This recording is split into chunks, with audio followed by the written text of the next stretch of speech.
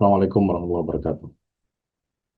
Alhamdulillah, wa syukurillah, wa la hawla wa la quwwata illa billah, ma ba'd. Malam hari ini kita akan sebentar saja, kita akan menggali tentang dimensi sejarah. Ya, bagaimana Al-Quran mengubah dunia dan hubungan antara wahyu dan geopolitik dalam sejarah dunia ini. Ya, jadi kita harus membaca sirah nabawiyah itu dengan kacamata yang lebih luas, lebih komprehensif, meletakkan wahyu dengan apa namanya, dengan cara pandang yang luas ya, bukan sempit, seolah-olah kita ini berada dalam seperti pepatah mengatakan seperti katak di dalam tempurung ya. Nah, Bapak Ibu rahmati Allah Subhanahu wa taala, kita akan lihat bagaimana sebenarnya dulu kan ketika Nabi SAW itu diutus ya, Nabi SAW diutus itu pada abad ke-7 Masehi. Ya, Rasulullah itu lahir tahun Gajah, tahun 570, kemudian beliau diangkat sebagai Rasul, ya, tahun 610, ya, 610 Masehi. Nah, periode dari tahun 610 Masehi sampai beliau wafat, ya, dalam perjuangan di Mekah 13 tahun, kemudian di Madinah 10 tahun, itu kan kurang lebih 22 sampai 23 tahun. Ya, itu pada tahun 632 Masehi beliau wafat. Ya.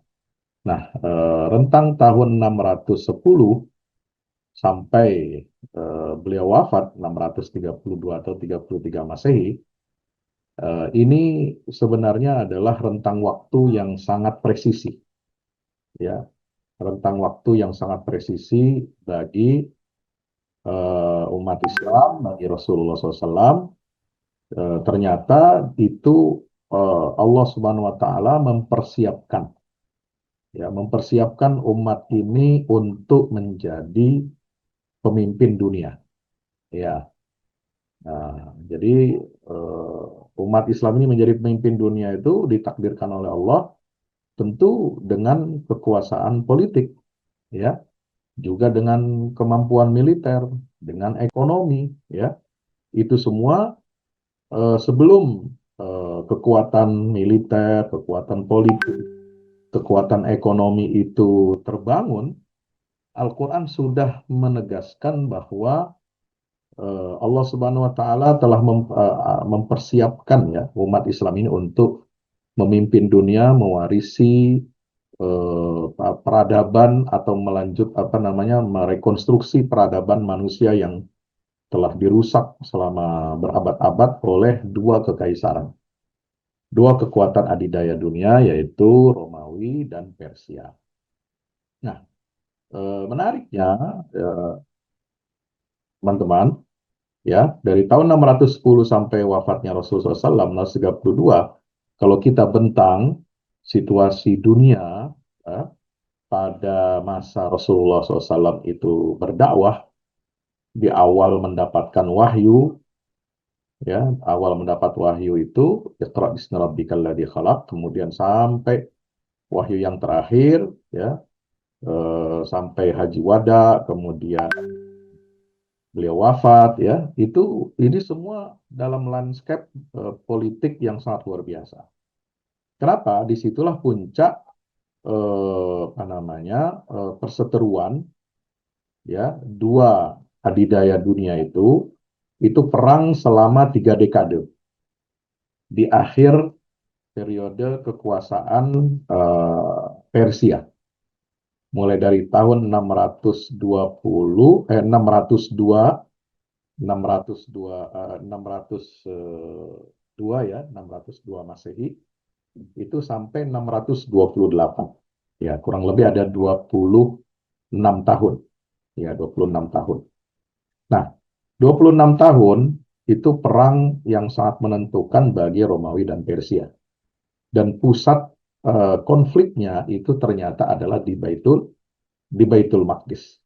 Ya, di Baitul Maqdis ini pusat konfliknya karena perebutan kekuasaan antara Romawi dan Persia itu ternyata ya lokus atau pusat konfliknya itu adalah Baitul Maqdis. Ya, nah teman-teman, ketika perang itu dimulai, perebutan pengaruh global ya regional itu mulai tahun 602 sampai 628 kehancuran Persia ya, itu Nabi Muhammad SAW kan mulai tumbuh ya. Nah, awal titik krusial bagi perang antara Kekaisaran Romawi dan Persia itu terjadi pada tahun 614 ya, di mana Kekaisaran Persia itu merebut Yerusalem. Ini semua termaktub dalam buku-buku sejarah ya. Tentara Persia berhasil mengalahkan Romawi ya, merebut Yerusalem, menghancurkan gereja Makam Kudus atau the Church of the Holy Sepulchre ya. Jadi gereja Makam Kudus itu kan diakui oleh kaum Kristiani sebagai tempat lahir Kristus ya, lahirnya Yesus, kemudian tempat kuburan atau makam suci Nabi Yesus itu ya, atau Nabi Isa. Kalau kita Nabi Isa mengatakannya. Nah, itu pada apa namanya peristiwa perebutan Yerusalem ya, Kekaisaran Persia ini menghancurkan gereja Makam Kudus. Kemudian bukan hanya itu, merampas kayu salib suci yang dipercaya, diyakini oleh umat Kristiani itu sebagai kayu salib yang digunakan untuk menyalib ya Yesus ya. Itu yang disebut dengan true cross ya. Nah, dengan peristiwa ini kan peristiwa besar ya, peristiwa global yang mengubah tatanan politik ya, mempengaruhi dunia. Itu semua pengamat mengatakan bahwa Bizantium, Romawi Timur, itu tengah berada di ambang kehancuran total. Ya, kenapa? Ya, itu pusat apa namanya religi agama Kristen itu berhasil direbut oleh Persia. Ya, sementara Kaisar Romawi Timur itu kan disebut sebagai pelindung ya, sebagai pelindung, sebagai apa namanya pemangku agama Kristen secara tradisional. Ya, dengan semua kekuatannya, dengan kekuatan militernya, ekonominya, politiknya, sosial budayanya, ya, itu Kekaisaran Romawi Timur atau Bizantium yang saat itu beragama Ortodoks ya, Kristen Ortodoks itu dianggap oleh seluruh dunia waktu itu sebagai pemangku dan pelindung kota suci Yerusalem, kota suci umat Kristen. Nah, ketika ini berhasil dikalahkan ya pada tahun 614 ya oleh Kekaisaran Persia, nah ini kan menjadi suatu berita yang sangat besar. Dan semua mengatakan bahwa Bizantium diambang kehancuran. Nah, pada saat krisis itulah ya, ketika krisis itu terjadi ya menggemparkan dunia, surat Ar-Rum itu diturunkan oleh Allah Subhanahu wa taala. Alif lam mim ghulibatir rum fi annal ardi wa hum min ba'di ghalabihim sayaglibun fi bid'i sinin lillahil amru min qablu wa min ba'du wa yawma idzi yafrahul mu'minun. Ya, teman-teman, ini surat Ar-Rum ini apa namanya memuat berita gaib ya, nubuat kemenangan Romawi atas Persia. Padahal Romawi baru saja kalah dari Persia, tetapi Al-Quran menegaskan setelah kekalahan di tahun 614 itu, ya, Romawi akan bangkit dan bisa mengalahkan Persia dalam waktu kurang dari 10 tahun. Nah, itu yang diistilahkan dengan ayat ini, Hibid Isinin. Nah, itu satu. Kemudian, yang lebih dahsyat lagi, Al-Quran menginformasikan apa? Kekalahan itu terjadi di mana? Fi adnal ardi, ya, di wilayah bumi yang terdekat atau paling rendah. Ada dua tafsiran. Kalau menurut tafsir ulama-ulama klasik, ya, adnal ardi itu diartikan sebagai akrab, aqrabul ardi ila jaziratil Arab. Ya, di mana wilayah terdekat dari Jazirah Arab yang berbatasan dengan Jazirah Arab itu adalah wilayah yang disebut dengan negeri Syam. Syam itu ya nama sebuah wilayah yang cukup luas, itu mencakup apa namanya negara yang sekarang kita kenal sebagai Yordania, kemudian Palestina, lalu Lebanon dan Syria. Nah, itulah disebut negeri Syam. Nah, jadi Palestina itu berada di pusat negeri Syam, ya, yang sekarang pecah menjadi 4 negara, ya, setelah rezim Sykes-Picot, ya, yang diterima sebagai nation state, ya, setelah Perang Dunia ke-1 tahun 1916 itu kan. Nah, ini disebut sebagai Adnal Ardi, wilayah terdekat dari wilayah Jazirah Arab. Nah, kedua, tafsir modern itu mengatakan Adnal Ardi juga berarti artinya yang paling rendah. Karena adna bukan hanya berarti akrab, tapi juga berarti apa namanya kontur wilayah atau tanah yang paling rendah. Nah, apa wilayah yang paling rendah di muka bumi? Itu ternyata menurut penelitian dan semua para ahli geologi mengatakan permukaan bumi yang paling rendah itu di bawah permukaan itu adalah di sekitar Laut Mati. Laut Mati itu ada di Yordania. Yordania, Laut Mati itu sudah sangat dekat sekali dengan Baitul Maqdis.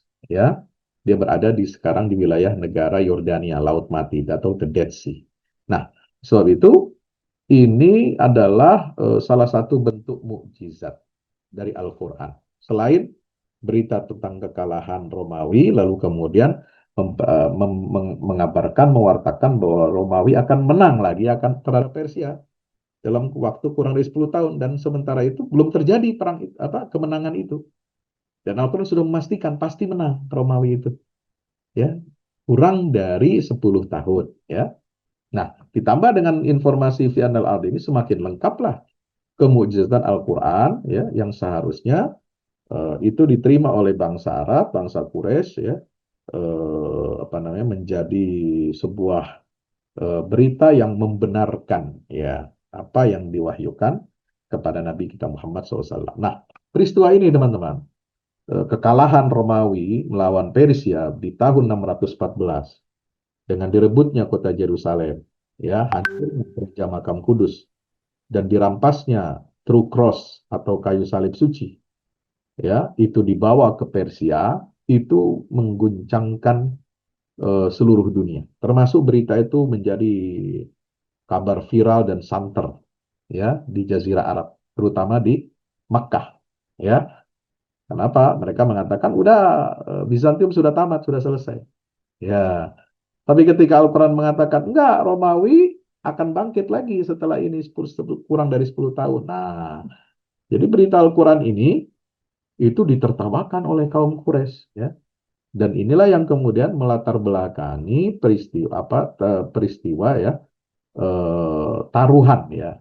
Jadi pasang taruhan antara Abu Bakar dengan Ubay bin Khalaf itu disebutkan dalam baik kitab-kitab tafsir maupun kitab-kitab sirah nabawiyah, ya. Di antara yang menyinggungnya tafsir Ibnu Katsir, tafsir Al-Qurtubi, ya, dan lain sebagainya, sirah Ibnu Hisham, ya, sirah nabawiyah yang apa kontemporer juga menyatakan demikian. Jadi Abu Bakar membawa ayat ini menyampaikan kepada kaum pemuka Quraisy bahwa oh, kalau kalian sekarang menertawakan kita, menertawakan umat Islam karena Romawi itu kalah, ya, lihat nih Al-Quran yang di pada Nabi Muhammad ini mewartakan bahwa Romawi itu akan menang lagi. Jadi kalian jangan ketawa-ketawa dulu.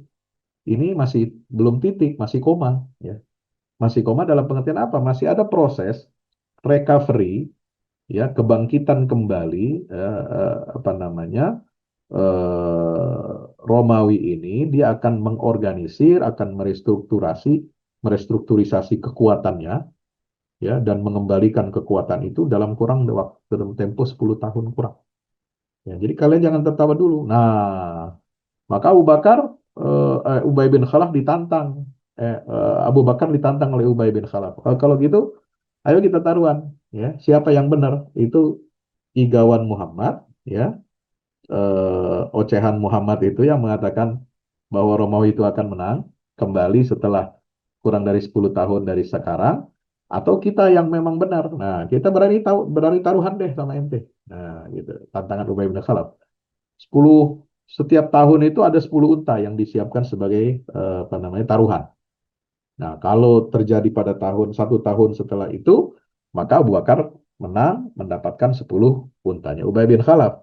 Kalau dia kalah, ya maka Ubay bin Khalaf menerima apa namanya 10 unta yang menjadi taruhannya Abu Bakar. Nah, ditunggu peristiwa itu dari tahun pertama belum, tahun kedua belum, tahun ketiga terus sampai tahun ke-9, tepatnya hampir genap 10 tahun, itu terjadilah peristiwa yang kemudian membenarkan informasi Al-Quran. Ya, tahun 624 Masehi, ya, Persia dipukul mundur oleh pasukan Romawi, Kekaisaran Romawi Timur atau Bizantium. Itu tahun 624 di Armenia. Inilah yang menyebabkan kekalahan beruntun setelah itu, perang beruntun sampai Romawi, Kaisar Heraklius berhasil merebut kembali kota suci Yerusalem. Ya, nah, itu puncaknya tahun berapa? Tahun 628 dengan pertempuran terakhir yaitu pertempuran Ninive. Ya, ketika Romawi itu melakukan apa namanya perang ofensif masuk ke wilayah daratan apa? Daratan Persia. Nah, seperti itu. Nah, Armenia itu kan masih perbatasan Romawi itu. Nah, itu sudah menang. Terus dia masuk merangsek sampai jadi memang perlu beberapa tahun ya dari 624 sampai 628 itu sampai perang Ninive yang terjadi di Irak, kawasan Mesopotamia di Irak.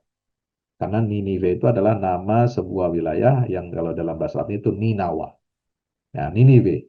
Nah, itu 628 terkenal ya. Itu ekspedisi terakhir pasukan Romawi mengalahkan tentara Persia. Maka itulah kemudian Kekaisaran Persia, Raja apa, Kisra Khosrow II itu meminta perdamaian, ya, dan akhirnya dia menyerahkan Yerusalem kepada Romawi Timur atau kepada Kaisar Heraklius. Nah, inilah pertarungan. Ini peristiwa besar, ya, bukan kaleng-kaleng, ya, bukan sekedar jatuhnya kota kecil atau misalkan peristiwa apa namanya itu jatuhnya eh, apa namanya Yunani melawan Sparta dengan peristiwa apa Troya, kuda Troya gitu ya. Ya, kuda Troya ini sekarang dulu jadi film yang apa terkenal ya, Troy. Sekarang ada lagi Odyssey. Wah, itu lanjutannya itu kayaknya.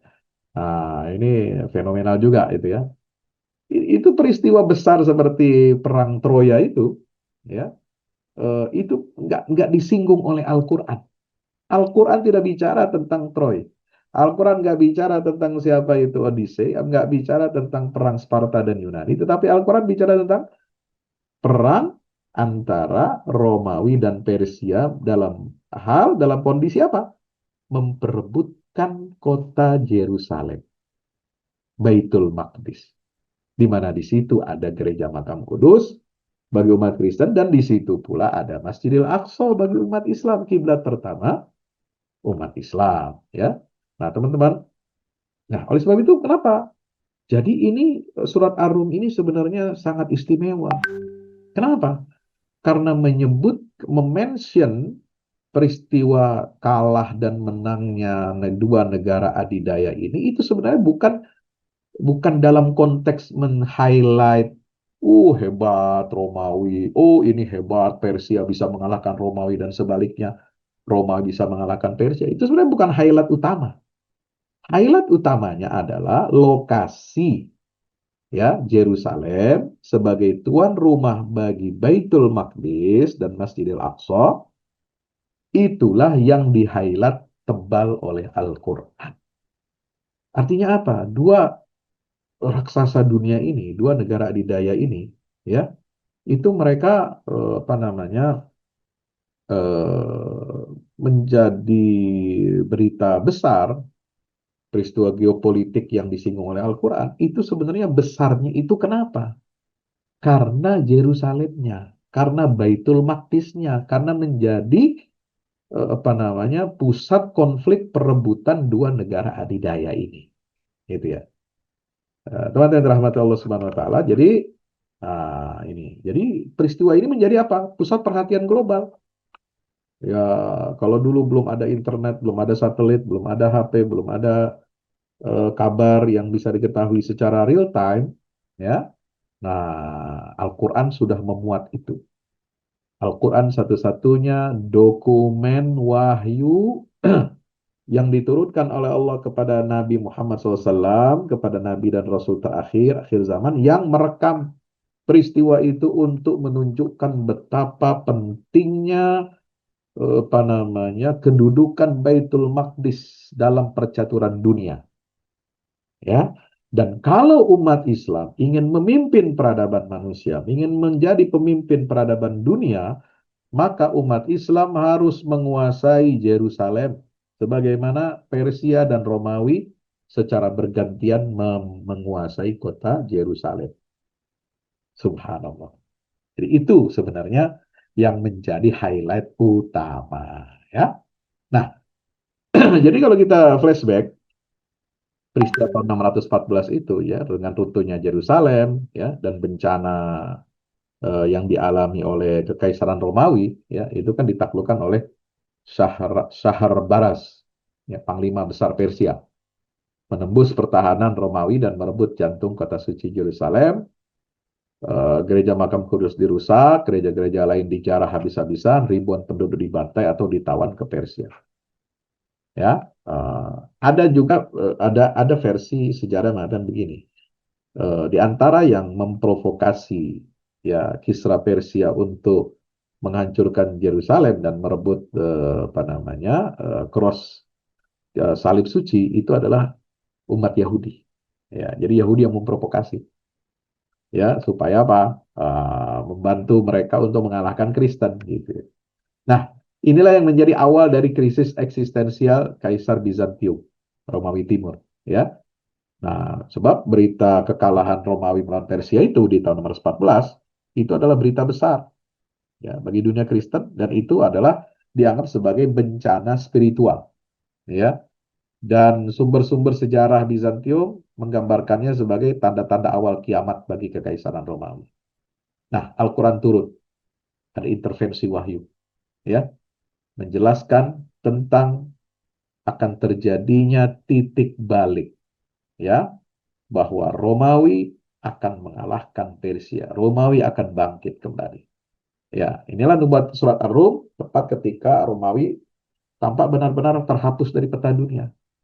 Mereka sudah banyak kehilangan wilayah regional, ya, Suria, Palestina, Mesir, ya, itu Romawi kehilangan Mesir, ya.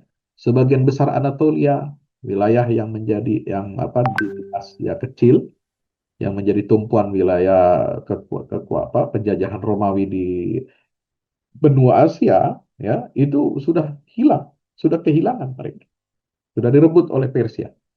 Nah, surat Ar-Rum membawa pesan yang ya menangkis atau membantah keyakinan ya apa namanya para pengamat politik lah kira-kira begitu. Para pengamat politik, lembaga survei dunia mengatakan bahwa sudah selesai, Bizantium tamat.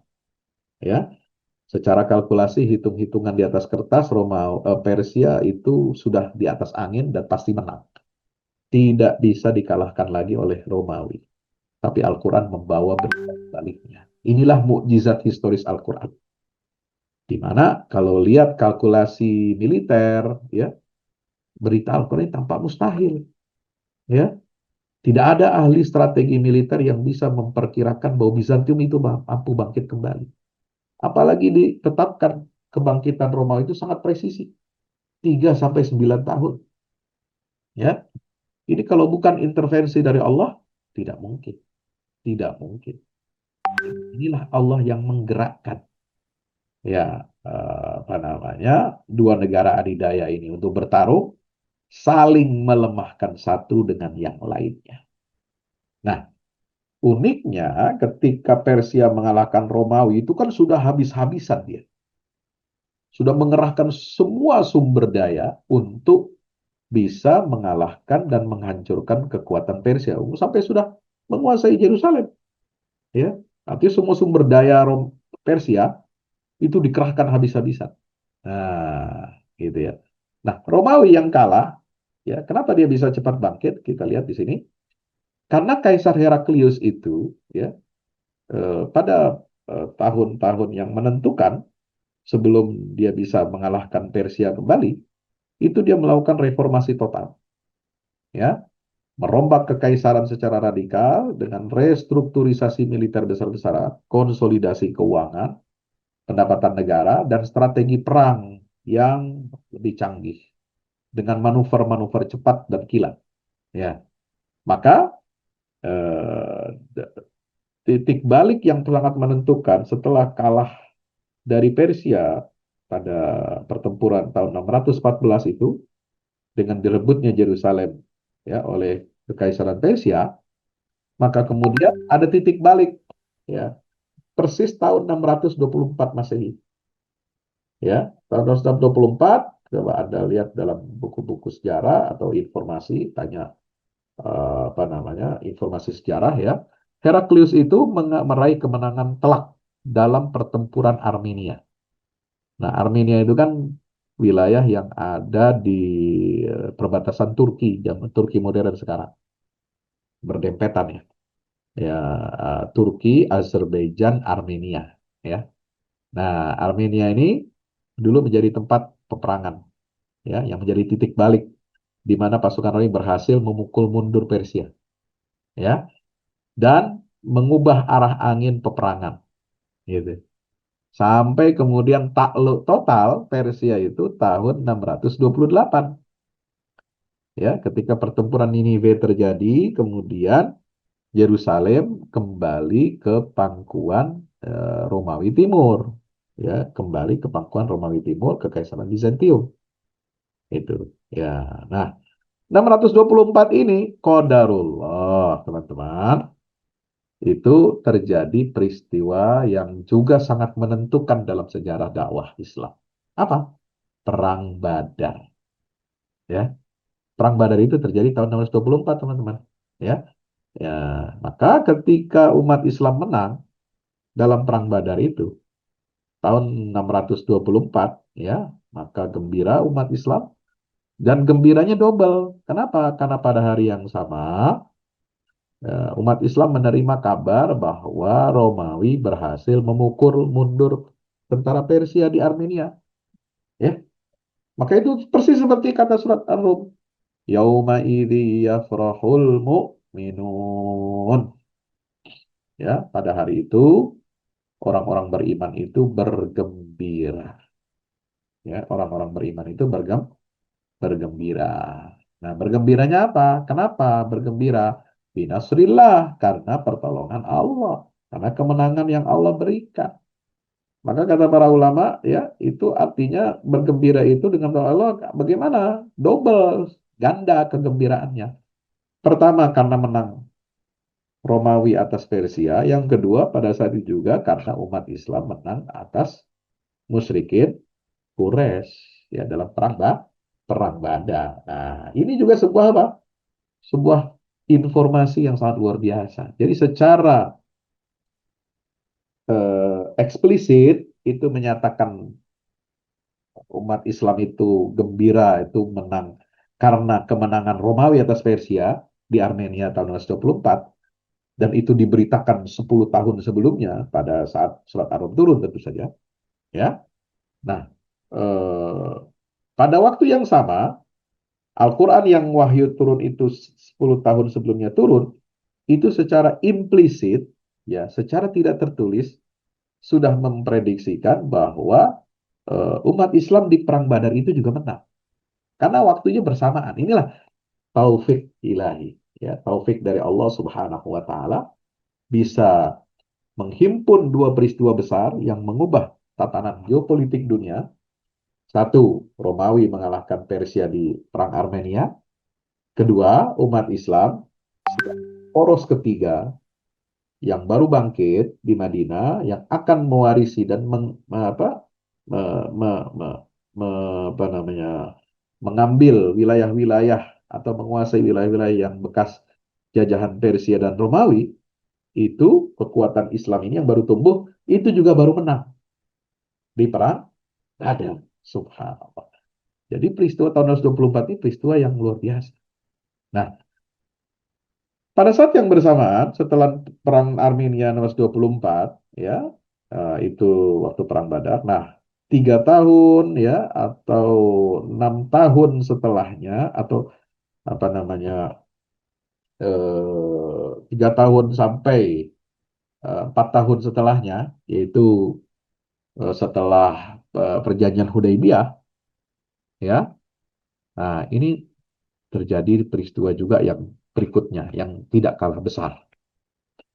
Jadi peristiwa kembalinya ya Yerusalem ke pangkuan Romawi Timur tahun 628 setelah perang Niniwe itu, pada tahun yang sama juga 628 kerajaan Persia hancur.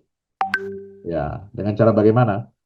Ya, dengan cara Kaisar Agung Persia, yaitu Kisra Khosrow II, itu digulingkan dari tahta, bahkan bukan hanya digulingkan dari tahtanya, dibunuh oleh putranya sendiri. Ya, putranya, Yanushirwan. Ya, sehingga apa? Kerajaannya pecah berkeping-keping. Nah, inilah yang kemudian kalau dikaitkan dengan peristiwa Kaisar Persia itu yang menjadi musuh bebuyutannya siapa? Kaisar Heraklius dari Romawi Timur, ya. Ini dua raja besar dunia ini itu menerima surat, sama-sama menerima surat ajakan masuk Islam dan surat sekaligus surat diplomatik dari Rasulullah SAW kepada mereka. Ya, Rasulullah apa namanya mengirimkan surat kepada Najasyi di Abyssinia di Afrika maksud saya. Kemudian kepada Raja Mukaukis di Mesir, kemudian mengirimkan surat kepada Kisra Persia, ya, kemudian mengirimkan surat juga kepada Romawi, kepada Kaisar Romawi yaitu Heraklius. Nah, ini. Nah, apa namanya? Persia, Kisra Persia ini menerima surat Nabi itu apa? Dengan sombong, ya, dan tidak mau tunduk, tidak mau mencari kebenaran. Ya, akhirnya apa? Dia dengan sombong, Khosrow II ini merobek-robek surat Nabi Muhammad SAW. Maka terkenallah doa Rasulullah SAW setelah kembali utusan itu ke Madinah. Ya, beliau mendoakan, ya Allah, sebagaimana Kaisra Persia ini merobek suratku, maka robek-robeklah kerajaannya. Maka persis tidak lama setelah doa itu, di tahun yang sama 628, Khusro dibunuh, digulingkan dari tahtanya, dari singgasana dan dibunuh oleh putranya sendiri. Itulah awal kehancuran daripada Persia. Ya, sebelum nanti ditaklukkan secara total, secara penuh oleh umat Islam di masa Khalifah Umar bin Khattab. Ya, teman dirahmati Allah. Nah, Persia yang tadi kembali kepada cerita tadi Romawi, Persia yang baru kalah dalam perang Niniwe, ya, hancur dan memohon damai kepada Kekaisaran Romawi. Maka seluruh wilayah yang sebelumnya direbut 10 tahun sebelumnya itu dipulangkan, dikembalikan kepada Romawi dan salib suci Kristiani itu diserahkan kembali juga. Ya. Nah, semua rentetan itu terjadi tepat dalam rentang fi bid'i sinin. Ya, ternyata yang paling menakjubkan adalah kata bid'i sinin. Beberapa tahun itu maksudnya apa? Minimal 3 tahun, maksimalnya 10 tahun. Nah, diambillah apa yang paling logis ya, itu tahun ke-9 menjelang tahun ke-10 dari kata bid'i sinin itu. Nah, pas terus Arum terjadilah persis seperti yang digambarkan Allah di dalam Al-Quran. Itu tahun 624 ya. Nah, kemudian karena kekalahan 624 ya, bertahap sampai dikembalikannya kota Yerusalem itu, Itu terjadi pada tahun 628 Masehi. Gitu ya.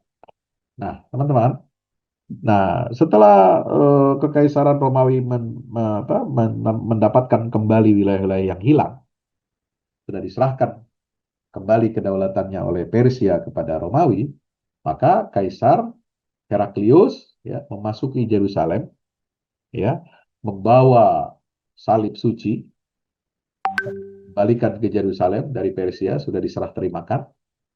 Ya. Kemudian Raja Heraklius, Kaisar Heraklius itu apa?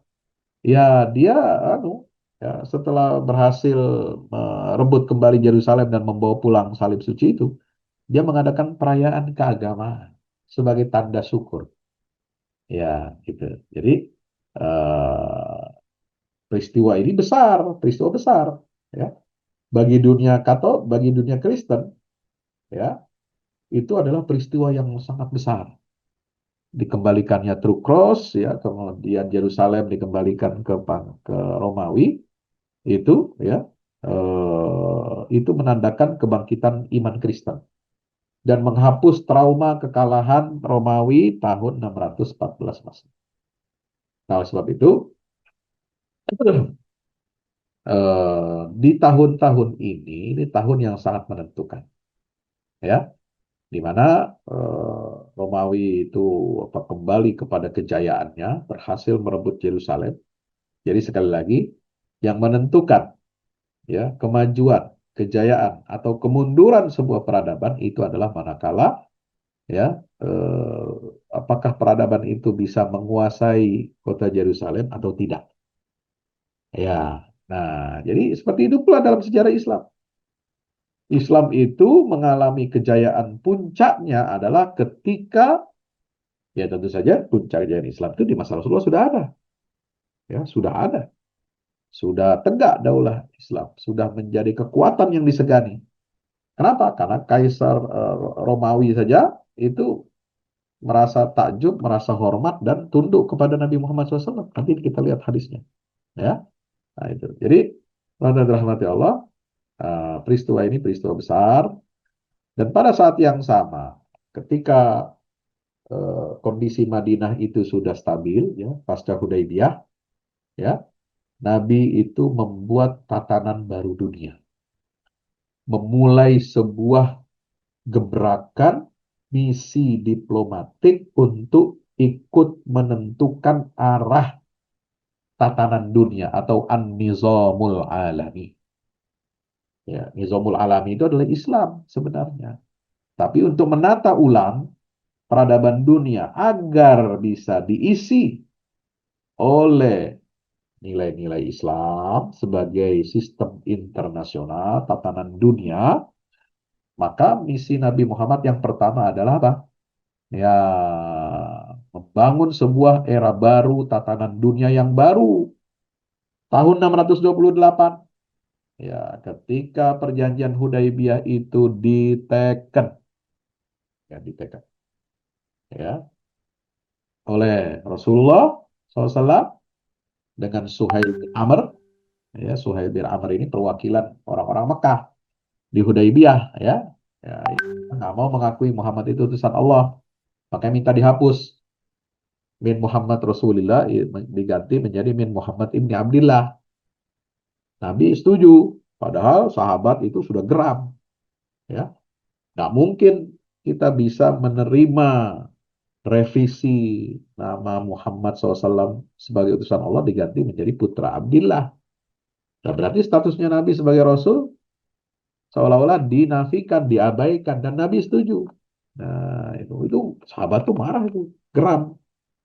Ya, bukan geram kepada nabinya, tapi karena merasa apa? Kok gini amat ya, Islam ini kok direndahkan oleh orang Quraisy. Padahal orang Quraisy itu sedang apa? Baru kalah perang, dia perang Azab. Ya dipermalukan, gagal masuk ke Madinah dalam perang Khandaq, ya kan? Tidak berhasil menghancurkan Madinah. Mereka lari pulang kembali ke negerinya masing-masing dan logistiknya ditinggal semua di sana, di Madinah. Kenapa? Karena Allah mengirimkan bala tentaranya. إذ أرسلنا عليهم ريحا وجنودا لم تروها وجعل كلمة الذين كفروا السفلى wa kalimatullahi hiyal ulya. Kan baru kalah di perang Ahzab loh. Ini ketika Hudaybiyah 1 tahun setelah itu, ya kok mereka ini songong-songong amat ya. Orang baru kalah kok nggak mau terima kita masuk umroh, padahal kita ini tujuannya damai. Kita pakai pakaian ihram, nggak mungkin bawa senjata, silakan aja periksa, gitu kan. Nah, jadi subhanallah. Pada saat Hudaybiyah atau setelahnya kurang lebih, itu juga tatanan dunia mengalami fase baru, ya, fase baru. Ketika Yerusalem berhasil direbut kembali oleh Romawi, ya, Persia kalah, bahkan Kisra Persia Khusro II itu mati, ya, dibunuh putranya sendiri, digulingkan dari tahtanya. Ini kan berarti tatanan dunia sudah berubah. Yang tadinya bipolar, ya, bipolar Persia dan Romawi, dua kekuatan itu, kemudian berubah menjadi unipolar. Nah, unipolar ini dalam istilah ilmu politik, ya, geopolitik internasional, dia negara adidaya, negara tunggal, negara tunggal. Tapi meskipun demikian, Rasulullah tetap mengirim surat, bukan hanya kepada pemenang perang, yang kalah juga dikirimin surat itu. Kepada Khusro II, kepada Najasyi di Habasyah, ya, di sini, ya, kepada Muqawqis di Mesir, dan juga tentu kepada, ya, negara yang baru menang perang besar antar dua negara adidaya, yaitu Kaisar Heraklius, ya, Kaisar Romawi Timur, Bizantium. Subhanallah. Nah, jadi Nabi ini memperluas cakupan dakwah Islam menjadi dakwah global. Ya, sudah bukan lagi galau dan risau dengan ancaman dari Mekah, tetapi beliau langsung apa? Fokus untuk menegakkan tatanan dunia baru. Ya, mengirimkan surat-surat ajakan masuk Islam, sekaligus meneguhkan surat itu sebagai tanda bukti diplomatik atau nota diplomatik bahwa kekuatan baru setelah tumbuh dan siap memimpin dunia. Itulah yang dibaca oleh para pemimpin-pemimpin dunia yang membaca surat dari Nabi kita Muhammad Sallallahu Alaihi Wasallam. Dia ini yang ngirim surat ini, ya, walaupun lokasinya di gurun di Jazirah Arab, tapi ini luar biasa. Ini yang mengubah peta politik dunia pada saat itu. Dan Madinah Al-Munawwarah sebagai ibu kota kaum muslimin, ya, negara berdaulat itu sudah berubah menjadi aktor internasional, menjadi pemain international player atau global player, ya. Di mana Rasulullah bertindak sebagai kepala negara merdeka, beliau mengirimkan utusan dan surat kenegaraan resmi kepada para penguasa besar dunia. Heraklius, Khusro II, Muqawqis, dan Najasyi. Nah, ini ada disebut dengan pergeseran paradigma politik, di mana langkah monumental ini itu mengindikasikan, memproklamirkan bahwa negara Madinah bukan sekedar identitas suku lokal. Negara Madinah adalah aktor internasional yang muncul dan saat ini berani menantang tatanan kekuasaan global secara langsung. Jadi muncul kekuatan baru dunia, ya, muncul kekuatan baru dunia untuk ikut menentukan arah sistem politik dunia. Ya, ini. Jadi shifting inilah yang disebut dengan fenomena shifting peradaban. Nah, titik krusialnya itu sebenarnya pada era perjanjian Hudaybiyah, dan pada masa yang sama, di tahun yang sama, ketika Hudaybiyah ditandatangani, politik dunia juga sedang berubah. Persia sudah menyerah kepada Romawi dan menyerahkan semua bekas-bekas wilayah yang direbut oleh Persia itu dikembalikan kepada Romawi. Dan Romawi sedang berada di puncak kemenangannya, euforianya. Ya, nah, ketika Kaisar Heraklius, ya, mengadakan sebuah upacara, ya, apa namanya, perayaan kemenangan atas Persia dengan direbutnya kembali kota Yerusalem dan direbutnya kembali, dibawa pulang itu salib suci ke Yerusalem, ya, itulah pada saat Raja Romawi Timur Kaisar Heraklius berada di Yerusalem, Nabi mengirim surat itu. Surat itu pertama kan oleh Dihya Al-Kalbi dibawa kemana? Ke Busro, ke istana Busro Syam. Istana Busro itu adalah istana Romawi ya yang dikelola oleh seorang pangkatnya raja, tapi raja itu di bawah kaisar. Jadi bawahannya kaisar masih. Nah, itu status negara bagian Romawi, Busra itu. Letaknya di mana? Ada di Syria. Nah, teman-teman kalau main ke Syria, napak tilas perjuangan Nabi Muhammad itu ada wilayah Busra. Busra itu wilayah Kekaisaran Romawi Timur dengan istana-istana megah, tinggi, ya, besar. Dulu tempat Nabi Muhammad ketika masih remaja juga bertemu dengan pendeta Bahiro, ya, dibawa oleh Abu Talib itu.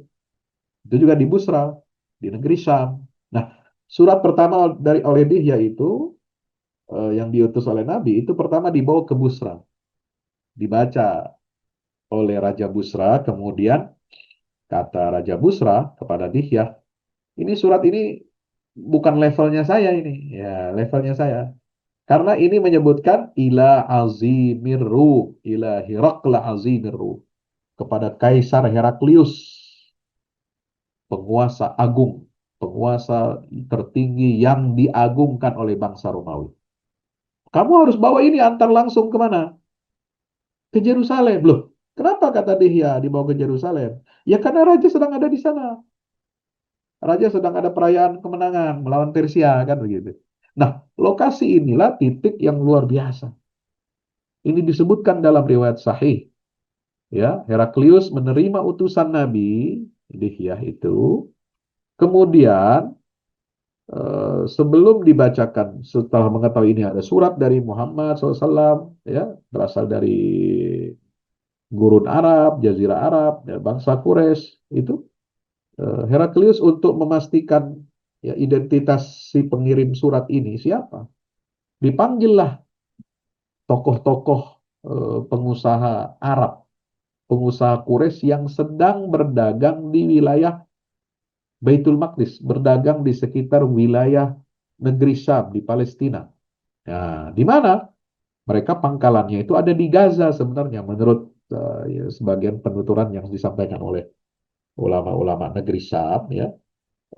Pangkalan dagangnya Quraisy itu adanya di Gaza. Mereka sudah terbiasa di situ membuat pangkalan dagang ya, kantor dagang lah, kadinnya bangsa Quraisy itu di Palestina itu mentoknya di Gaza. Nggak pernah sampai ke Yerusalem karena itu bukan tanah suci bagi orang Arab kan. Ya, orang Arab punya kiblat sendiri kan, Ka'bah itu warisannya Ibrahim dan Ismail, itu pengakuan itu orang-orang Arab begitu.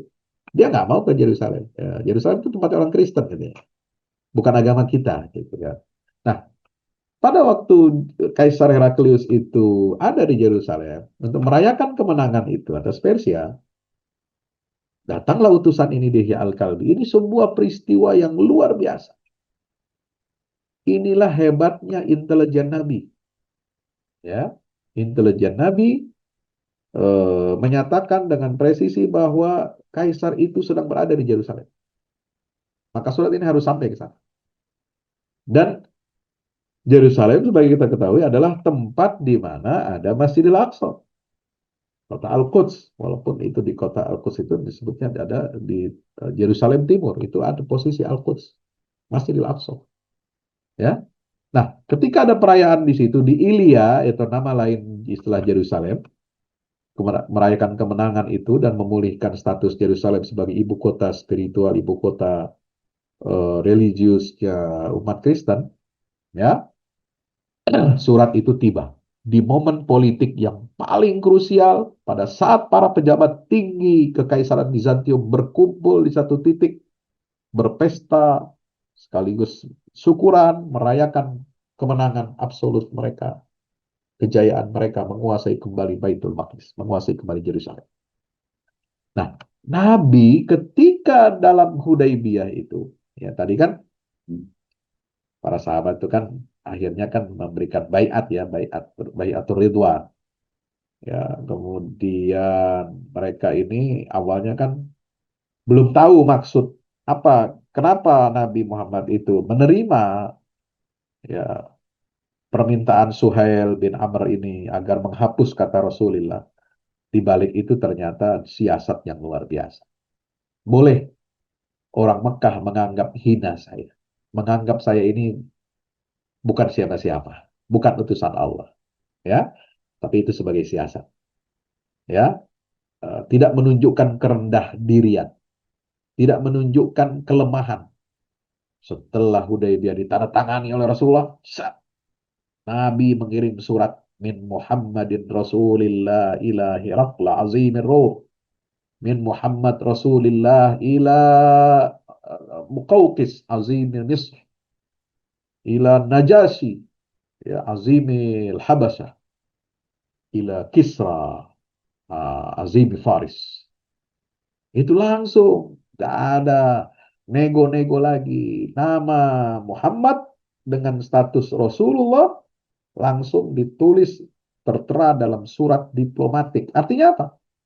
Nabi biarin aja orang Mekah itu kan udah lemah. Ya nggak perlu kita membangga-banggakan diri di depan orang lemah. Nabi tidak mengincar yang lemah. Nabi menunjukkan ya siasatnya mengincar yang kuat. Maka diplomasi Nabi SAW menunjukkan keberanian yang luar biasa. Ya, surat ajakan itu tidak dikirim ketika Romawi hancur, tetapi justru di puncak kemenangannya.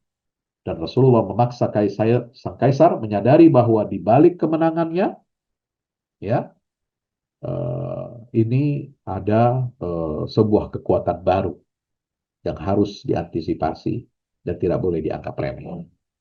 Nah, teman-teman dirahmati Allah, nah, ketika beliau membaca surat itu, ya di dalam hadis Sahih Bukhari, riwayatnya di nomor 6266, di Sahih Muslim ada di hadis 1773, itu riwayat panjang, perawinya Abu Sufyan.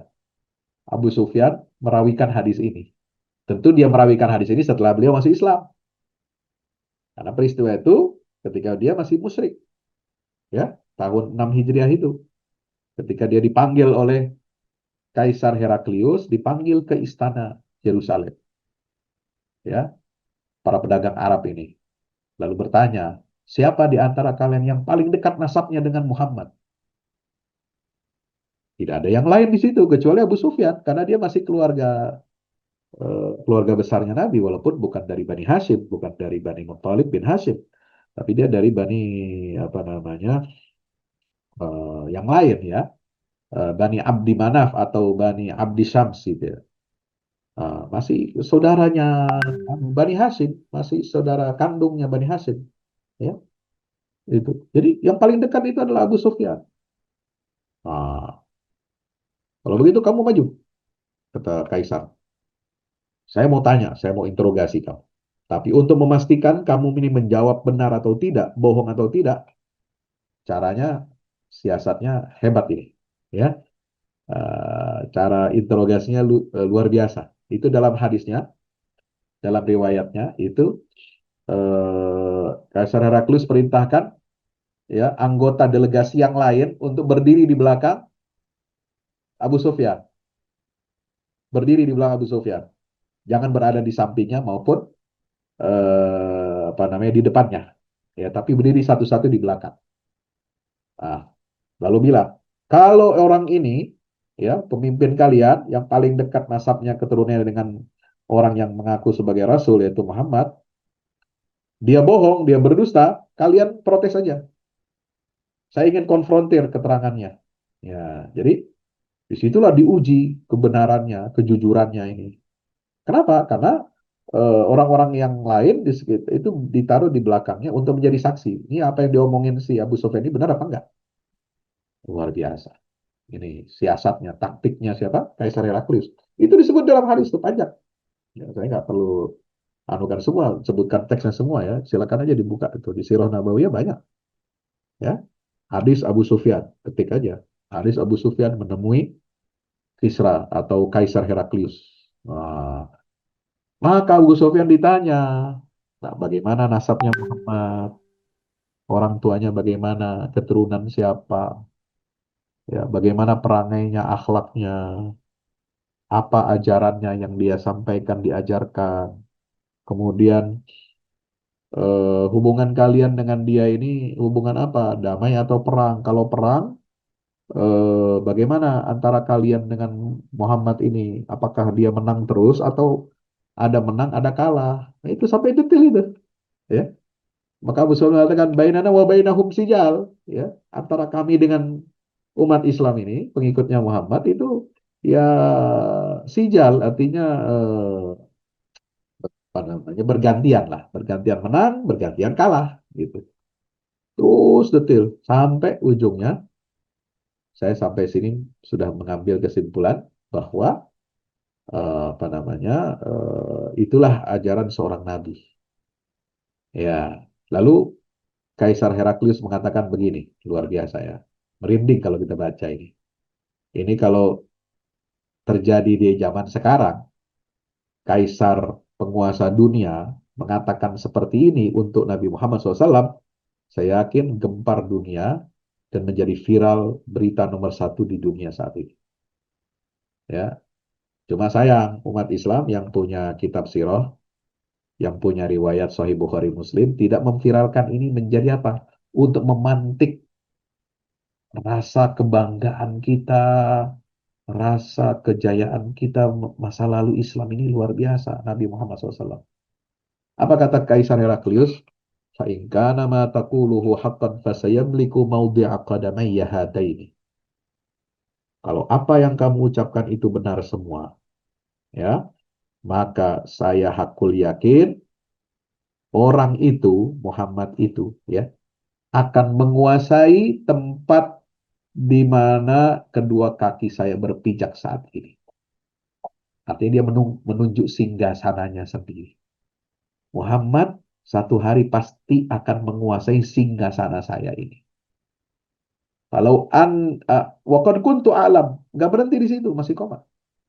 Saya sebenarnya tahu, yakin akan ada nabi akhir zaman itu keluar muncul. Annahu kharij, lam akun azunnuhu minkum. Tapi saya tidak menyangka, tidak menduga sama sekali bahwa nabi akhir zaman itu akan muncul dari kalangan kalian bangsa Arab, bangsa Quraisy. Kalau anni a'lamu anni akhlusu ilaihi latajashamtu liqa'ahu. Kalau sekiranya aku tahu, aku mengerti, ya, tentang kondisi Muhammad yang asli bagaimana, ya, aku akan berusaha sekeras tenaga untuk menemuinya. Latajashamtu liqa'ahu. Saya akan mengambil resiko untuk menemui Muhammad itu. Walau kuntu indahu laghasaltu an qadami. Kalau pada saat kalau seandainya aku sekarang berada di sisinya, saya akan basuh kedua kakinya. Saya akan cuci kedua kaki Muhammad itu. Subhanallah. Kenapa? Karena Nabi Muhammad, ya, dengan apa yang disampaikan oleh Abu Sufyan itu, ya, Kaisar Heraklius tersentak, terkagum, dan itu menjadi bukti. Inilah tanda bukti Nabi akhir zaman. Dia sampai berani mengatakan, saya akan ambil resiko untuk bertemu dengannya, dan saya akan cuci, akan basuh kedua kaki Muhammad. Karena dianggap sebagai apa? Nabi, orang suci. Ya. Itu Kaisar Heraklius ngomong begitu, bos. ثم دعا بكتاب رسول الله صلى الله عليه وسلم الذي بعث به دحية إلى عظيم بصرى فدفعه إلى هرقل فقرأه. Maka kemudian Kaisar memanggil, ya, meminta dihadirkan surat, ya, yang ditulis oleh Rasulullah SAW, yang dibawa oleh Dihyah kepada penguasa Busra di Syam. Fadafa'ahu ila Hirakla. Maka apa pengawal atau asisten Kaisar ini kemudian membawa surat itu, diberikan, diserahkan kepada Kaisar Heraklius. Lalu dibacanya. Apa yang ada di dalam isi surat itu? Subhanallah. Bismillahirrahmanirrahim. Min Muhammad ibn Abdullah wa rasulihi ila Hirakla azimir Rum. Salamun ala man ittaba'al huda. Ini tulisan isi surat Nabi kepada Kaisar Heraklius, diriwayatkan dalam Sahih Bukhari dan Muslim. ya, dengan menyebut nama Allah Maha Pengasih Maha Penyayang dari Muhammad, hamba Allah dan utusannya kepada Heraklius Azimir Rum, kaisar raja yang diagungkan, yang dimuliakan oleh bangsa Romawi. Salamun ala man ittaba'al huda. Salam sejahtera Allah limpahkan kepada siapa yang mengikuti petunjuknya. Amma ba'du fa inni ad'uka bi ayatil Islam. Setelah salat, setelah basmalah, setelah mengucapkan salam, aku mengajak kamu untuk masuk Islam. Aslim taslam. Masuk Islamlah kamu, kau akan selamat. Yu'tikallahu ajraka marratain. Kamu akan mendapatkan pahala 2 kali lipat dari Allah Subhanahu wa taala. Allah akan melipat gandakan pahalamu.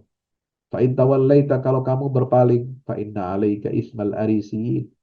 Kalau kamu berpaling, maka kamu akan mendapatkan dosanya orang Arisiyin yang mengganti agama Allah, yang mengganti agama tauhid yang dibawa oleh Nabi Isa. Kemudian Isa itu dibuat sesembahan selain Allah Ta'ala. Wa ya ahlal kitab ta'alau ila kalimatin sawa'in bainana wa bainakum. Seraya dalam surat Nabi itu mengutip firman Allah, surat Ali Imran. Ya ahlal kitab ta'alau ila kalimatin sawa. Wahai ahlul kitab, mari ke sini. Kita menuju satu titik persamaan. Kalimat yang menyatukan kita. Bainana wa bainakum. Yang menyatukan antara kami dengan kalian. Apa kalimat itu yang menyatukan kita? Allah na'budu illallah. Jangan sampai kita menyembah kecuali hanya kepada Allah. Wala nusyrika bihi syai'an, dan tidak menyekutukan Allah dengan satu apapun. Wala yattakhidha ba'duna ba'dan arbaban min dunillah. Ya, dan tidak menjadikan sebagian dari kita sebagian yang lain sebagai Tuhan sesembahan selain Allah. Fa'in tawallau, jika mereka berpaling, faqulu, maka ucapkanlah, maka katakanlah, wahai ahlul kitab, ishadu bi anna muslimun, ya, fa'in tawallau faqulu ishadu bi anna muslimun. Wahai umat Islam, ucapkanlah, katakanlah, kalau mereka berpaling, ahlul kitab nggak mau beriman kepada Allah dan Rasulnya, pada Al-Quran, ya, Allah mengatakan kepada orang beriman, faqulu, maka katakanlah, ishadu bi anna muslimun. Wahai ahlul kitab, kalau kamu tidak mau bersaksi tidak ada Tuhan kecuali Allah dan Muhammad adalah utusannya, dan kita tidak menyembah apapun kecuali hanya kepada Allah Subhanahu wa taala. Kalau kamu tidak mau itu, cukup bagi kalian ishadu, bersaksilah, bi anna muslimun, bahwa kami ini adalah orang-orang muslim yang berserah diri kepada Allah Azza wa Jalla. Subhanallah. Ini riwayat Sirah Nabawiyah, ya. Kaisar Bizantium, ya. Allahu Akbar. Ya, itu eh, sudah menyatakan secara tegas bahwa Muhammad SAW ini adalah seorang rasul, seorang orang suci. Dia akan membasuh kedua kakinya. Ya, sebagaimana tradisi dalam Kristen. Orang membasuh, ya, dalam artian apa? Tunduk dan sangat menghormati, ya. Sangat tunduk dan hormat. Sangat tunduk dan hormat kepada orang yang dibasuh atau dicuci kakinya. Nah, maka kalau kita lihat ada apa namanya, peringatan apa itu di Vatikan itu, ya, ketika apa prosesi apa gitu, ya, Paus Vatikan itu ada ritual membasuh dan mencuci kaki orang-orang yang apa namanya dipandang perlu, ya, itu sebagai bentuk penghormatan, ya, itu. Jadi pemimpin tertinggi Katolik itu melakukan aktivitas ritual mencuci kaki orang-orang tertentu, ya, membasuh kedua kaki orang miskin, orang terlantar dan sebagainya yang perlu dilayani oleh gereja, ya, itu sebagai simbol, ya, tanda bahwa gereja ini bekerja untuk melayani orang-orang mustadafin, lah kira-kira begitu. Nah, kalau yang dirahmati Allah, apa yang diucapkan oleh Kaisar Heraklius itu terbukti dalam sejarah, ya, yaitu apa? Penyerahan Yerusalem tahun 638 Masehi.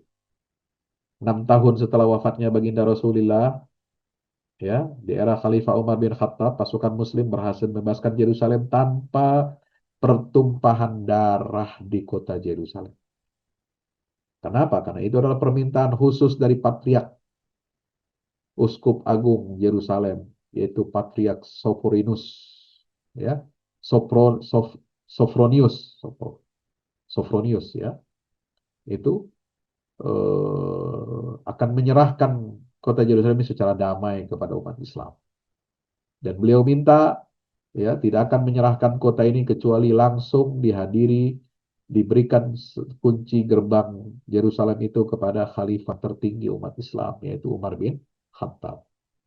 Inilah realisasi wilayah pijakan. Dulu Kaisar Heraklius mengatakan apa? 628, dia mengatakan fasayamliku maudhi'a qadamayya hataini. 10 tahun berikutnya, 638, di masa Umar bin Khattab berkuasa, wilayah Yerusalem yang dulu Kaisar Heraklius berdiri di atas singgasana Yerusalem, menunjuk kedua kakinya tempat dia berpijak, ini akan dikuasai oleh Nabi Muhammad, maka terbukti 10 tahun berikutnya umat Islam yang mewarisi kota suci Yerusalem itu. Allahu Akbar. Ya. Jadi wafatnya Rasulullah 632. Ekspansi di masa Abu Bakar 633 dimulai.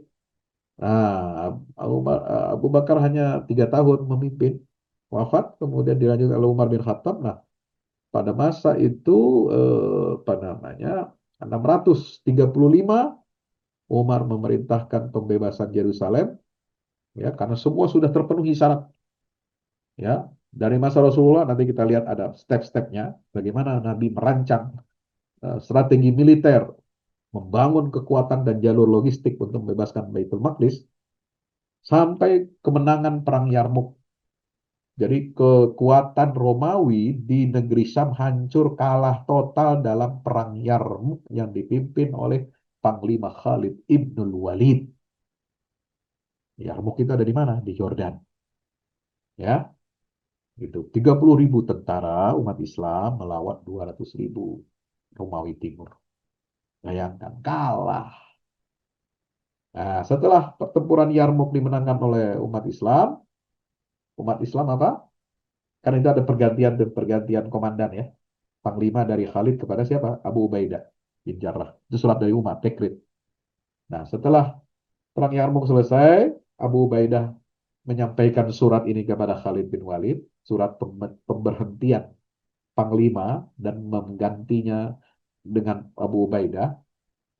Sebenarnya surat itu kan dikirim waktu saat perang, ya. Tapi inilah adabnya Abu Ubaidah itu, ya. Dia nggak mau pecah konsentrasi pasukan dan tidak mau mengecewakan Khalid yang sebagai panglima tertinggi saat itu dengan dikirimnya surat itu. Dia nggak mau, dia simpan dulu.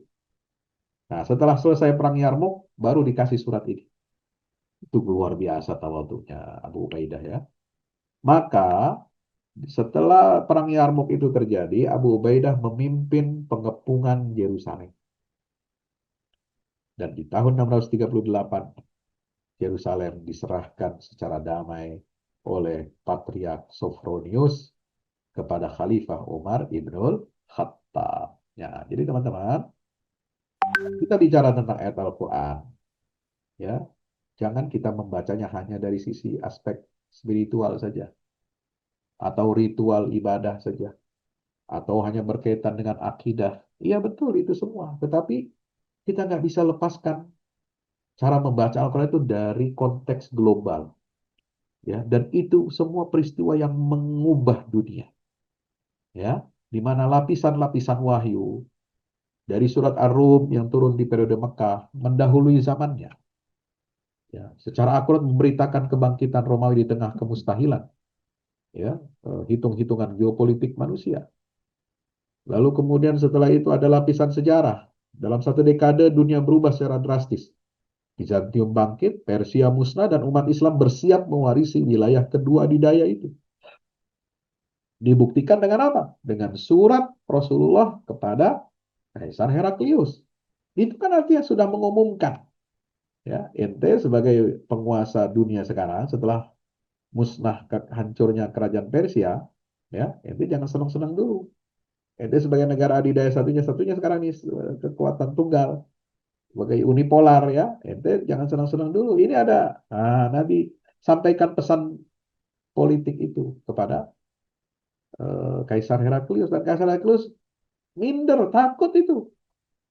Jadi sebentar ya, sebelum saya lanjutkan, itu ada ceritanya itu dalam hadis itu yang Abu Sufyan tadi itu ya. Jadi setelah Abu Sufyan keluar dari ruangan itu, setelah menjawab pertanyaan-pertanyaan Heraklius ya, kemudian Heraklius menyatakan, menyampaikan ucapan yang tadi yang fenomenal itu, Abu Sufyan itu di luar istana pulang ya, itu ngomong kepada teman-temannya, kepada timnya yang lain. Dia bilang, wah repot ini urusannya ini. Muhammad udah makin kuat. Ya, Kaisar Heraklius saja tadi apa? Udah merasa gentar, takut dia. Ya, udah takut dia tuh sama Muhammad ini di Mekah ini. Kenapa? Dia berani mengatakan dia akan menguasai tempat kaki saya berpijak ini. Coba, ya. Ini nggak main-main gitu. Jadi kita umat Islam itu jangan ya merasa kecil. Kita ini umat yang besar. Kita ini umat yang nggak kaleng-kaleng gitu. Risalah Islam ini masih ada, masih terjaga dengan baik. Qurannya masih ada, sunnahnya masih ada. Ya, apa yang kurang dari kita? Ya, cara membaca yang kurang tepat. Kemudian bagaimana kita mentarbiah diri kita dan keluarga kita yang kurang maksimal. Bagaimana yang dicontohkan oleh generasi sahabat. Ya, generasi sahabat dan tabi'in itu yang berhasil sukses membawa konsep-konsep ya, ayat-ayat geopolitik Al-Quran ini diterapkan dalam sebuah tindakan apa namanya yang terstruktur, terancang dan terencana dengan rapi. Ya, ada diplomasi nubuah, itu dengan mengeksekusi apa manuver diplomasi global, ya. Nah, inilah yang disebut dengan falsafah sejarah Al-Quran. Dan Al-Quran itu mengajarkan bahwa sejarah mutlak berada dalam genggaman Allah, bahwa pergantian kekuasaan bukan sekedar taktik militer, melainkan itu adalah irama orkestrasi agung yang dirancang oleh Allah, mempertemukan antara janji ilahi dan ikhtiar usaha-usaha strategis peradaban yang dilakukan oleh umat Islam. Nah, ini menariknya ya, semua ini porosnya di mana? Baitul Maqdis. Ya, Baitul Maqdis itu porosnya. Ya, konflik Romawi Persia pusatnya adalah pusat konfliknya di mana? Penguasaan Baitul Maqdis atau Yerusalem. Kenapa? Karena ini kota suci dengan bobot teologis yang sangat tinggi. Demikian pula nilai geopolitik yang sangat tinggi bagi agama-agama dunia besar. Ya, yang kedua, simbolisme kemenangan imperium. Kemenangan Persia didefinisikan oleh perampasan kota suci dan relik salib suci. Sebaliknya, kebangkitan Heraklius diwarnai oleh pemulihan kota dan pengembalian relik tersebut di Baitul Maqdis di Yerusalem. Inilah yang disebut dengan persiapan kesadaran umat, di mana intervensi surat Ar-Rum yang turun di periode Makkah, yang kemudian bergema kembali pada saat Perang Badar. Umat Islam menang dan menerima kabar kemenangan Romawi atas Persia di Armenia tahun 624. Ini dibaca oleh para sahabat sebagai bukan peristiwa biasa. Ini adalah skenario, ya, rekayasa sosial dan politik untuk menyiapkan umat Islam ya menjadi apa? Menjadi aktor eh, internasional, menjadi aktor global. Di mana? Pusatnya kalau umat ini ingin menjadi global player atau international player, pemain internasional yang disegani oleh kawan dan lawan, maka umat ini harus menguasai Baitul Maqdis. Itu pesan. Maka strategi Rasulullah untuk menguasai Baitul Maqdis, ya, itu dengan cara bagaimana? Peralihan fokus. Ya. Setelah negara Madinah itu fokus stabil dengan ada perjanjian Hudaybiyah, maka fokus Rasulullah ya tidak lagi masalah lokal menghadapi ancaman dari Mekah atau dari Jazirah Arab. Beliau memperluas jangkauan strateginya dengan menuju Baitul Maqdis sebagai pusat tatanan dunia. Maka surat itu disampaikan di Yerusalem sebagai momentum yang sangat signifikan, ya, ketika Kaisar Romawi atau Heraklius itu berada di Yerusalem memulihkan simbol-simbol suci agama Kristen. Itulah diplomasi strategi yang dibawa oleh Nabi Muhammad SAW. Nah, inilah yang melahirkan apa? Percepatan jalannya sejarah. Di mana pengakuan Heraklius di Yerusalem atau Ilya memberikan sinyal-sinyal teologis dan politis yang memperkuat keyakinan umat Islam bahwa tindakan diplomatik yang berlapis itu meletakkan fondasi legitimasi moral yang kemudian dalam hitungan tahun, ya, kalau tadi jarak antara kekalahan Romawi 614 sampai 624 10 tahun, maka berikutnya qadarullah 628 hanya 10 tahun setelah, ya, perjanjian Hudaibiyah, 10 tahun setelah penyerahan surat Nabi Muhammad SAW kepada Kaisar Heraklius, hanya 10 tahun berselang, Baitul Maqdis, tempat Kaisar Heraklius berdiri, membaca dan menerima surat dari Nabi Muhammad SAW, 10 tahun berikutnya Baitul Maqdis itu direbut oleh umat Islam. Subhanallah. Maka genaplah kemuliaan Islam, ya, kebesaran Islam dengan menguasai Baitul Maqdis sebagai tempat suci kiblat pertama umat Islam, sebagai tempat tujuan Isra dan Mi'rajnya baginda Rasul Sallallahu Alaihi Wasallam, sebagai lokasi masjid suci yang paling sakral ketiga setelah Masjidil Haram dan Masjid Rasulullah yang ada di kota Madinah Al-Munawwar. Teman-teman dirahmati Allah, maka itu apa yang dilakukan oleh Nabi setelah mengirim surat kepada Kaisar Heraklius? Apa berhenti? Ya, berhenti pada slogan? Hanya berhenti kepada sinyal-sinyal yang dikirimkan? Enggak. Nabi melanjutkan sinyal politik dan teologis itu yang diberikan kepada Kaisar Heraklius dengan tindakan nyata untuk mempersiapkan proyeksi kekuatan umat Islam membebaskan Masjidil Aqsa. Pertama, dengan diplomasi teritorial yang disebut dengan apa? Imposing territory.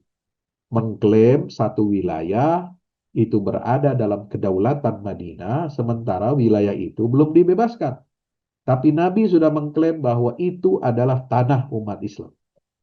Dengan cara bagaimana? Nabi memberikan iqta. Iqta itu memberikan sebidang tanah. Ya, apa namanya? Kalau istilahnya, kalau dalam bahasa modern sekarang, itu iqta'iyun. Di Eropa, di abad pertengahan itu terkenal. Eh, Bangsawan para tuan-tuan tanah. Itu iqta'iyun.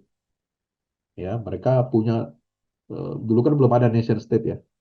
Jadi mereka itu siapa yang menguasai wilayah tanah-tanah, apalagi yang subur-subur, yang makmur, nah itu berarti dia menunjukkan kekuatan wilayah itu, kekuatan kerajaan itu. Nah, bangsawan-bangsawan pemilik tanah dan sekaligus pemilik modal, karena tanah itu kan aset produksi, sumber produksi, dia otomatis dia menguasai aset, menguasai modal, ya kan? Nah, para bangsa inilah yang kemudian memilih raja. Itu di abad pertengahan begitu, yang memilih raja. Ya, ketika dalam tradisi Kristen ya raja yang dipilih oleh para bangsawan ini, kaum tuan tanah, eh, itu harus mendapatkan persetujuan eh, paus, ya, penguasa tertinggi Kristen.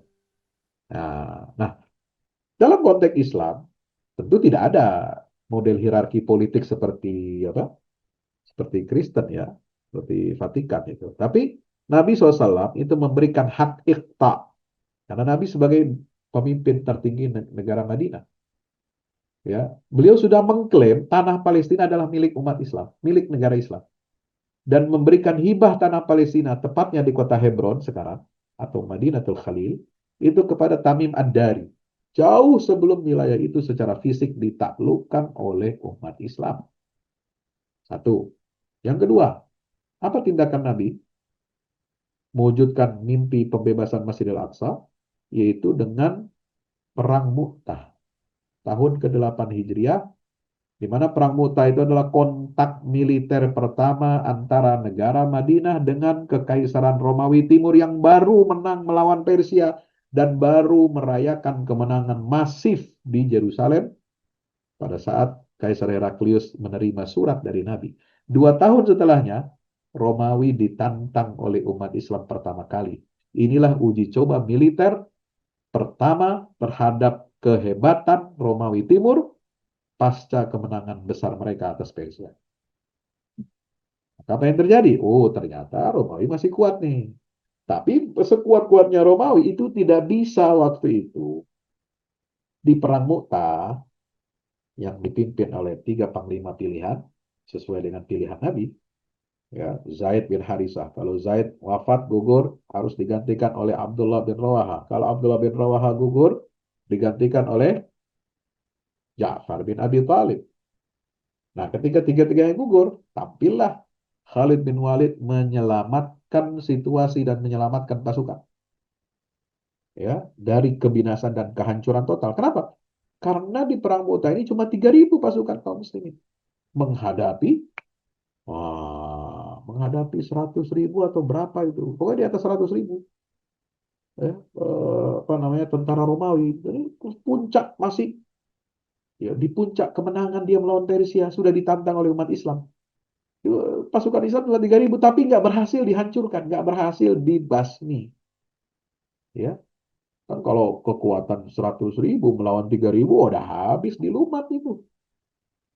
Ya, udah jadi keset ya, udah jadi apa talenan udah dicincang-cincang itu.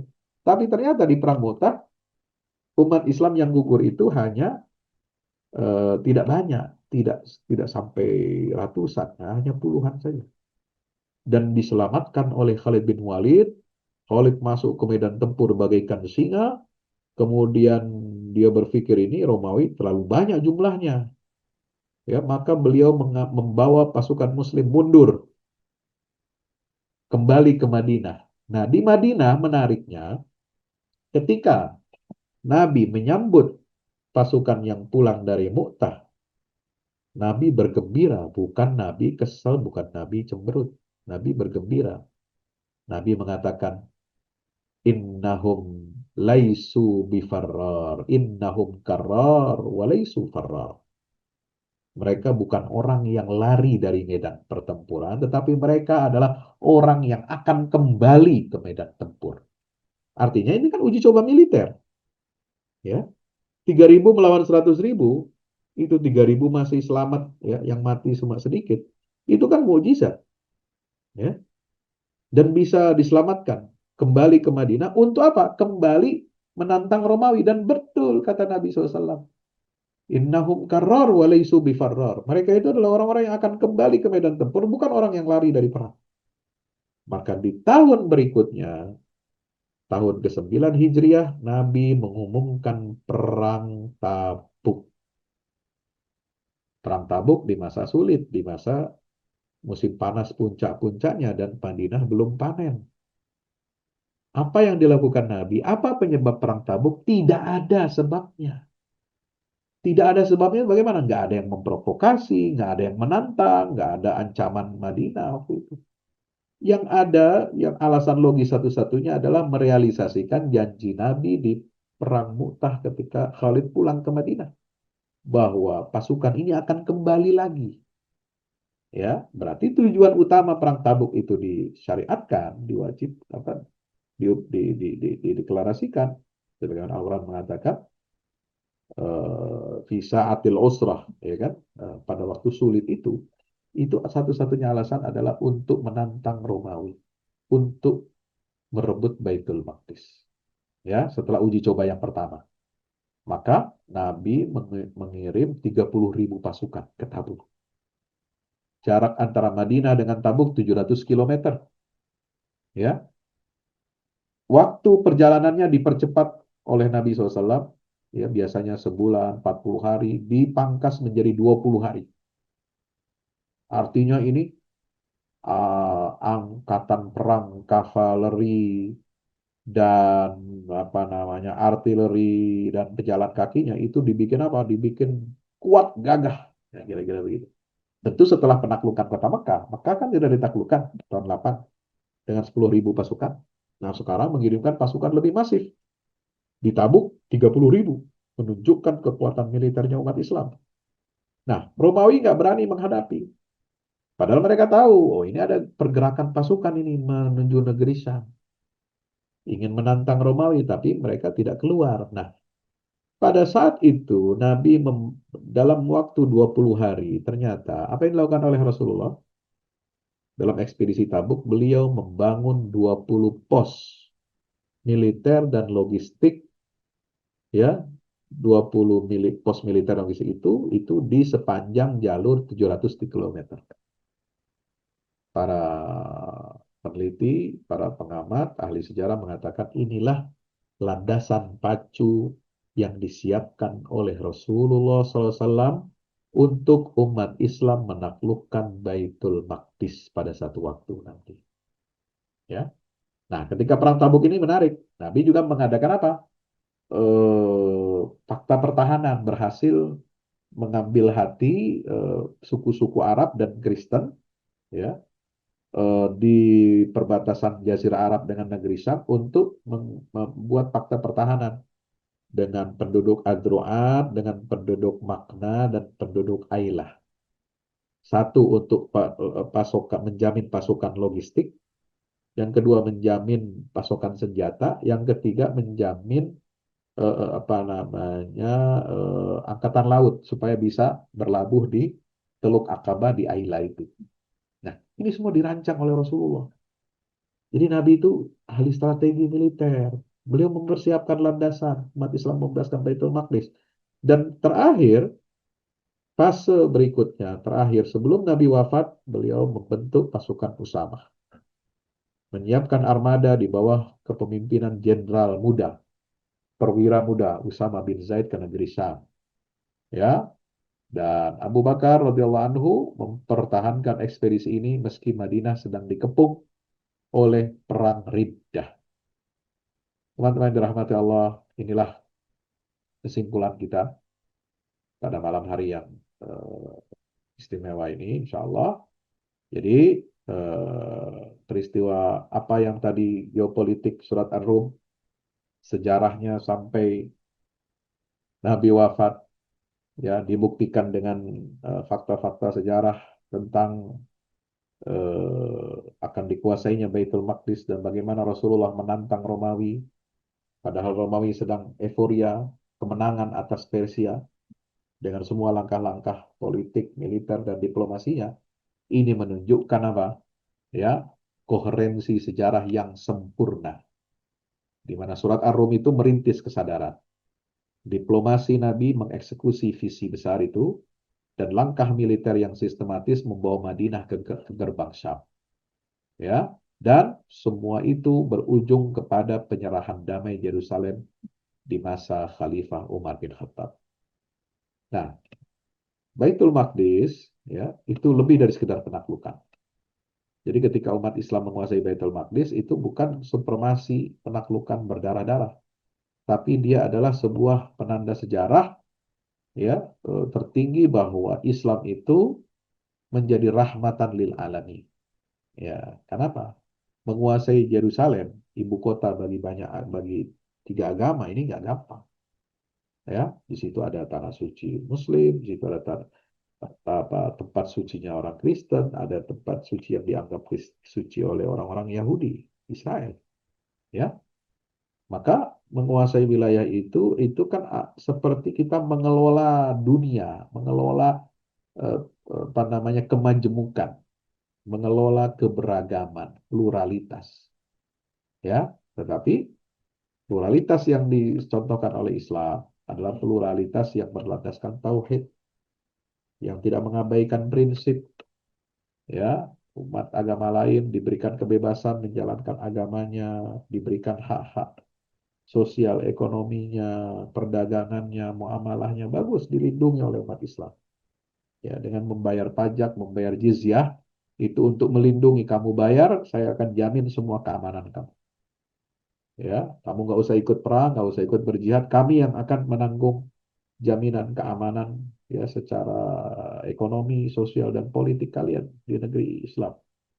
Nah, itulah Baitul Maqdis merupakan contoh pertama di mana toleransi Islam itu menjadi contoh rujukan bagi seluruh umat manusia. Ya, mengelola perbedaan di dalam satu kota suci bagi tiga agama nggak gampang. Hanya Islam yang bisa mengakomodasi keragaman umat beragama itu. Hanya Islam yang bisa memberikan toleransi dan kenyamanan ibadah bagi umat agama lain. Hanya Islam yang bisa menegakkan keadilan.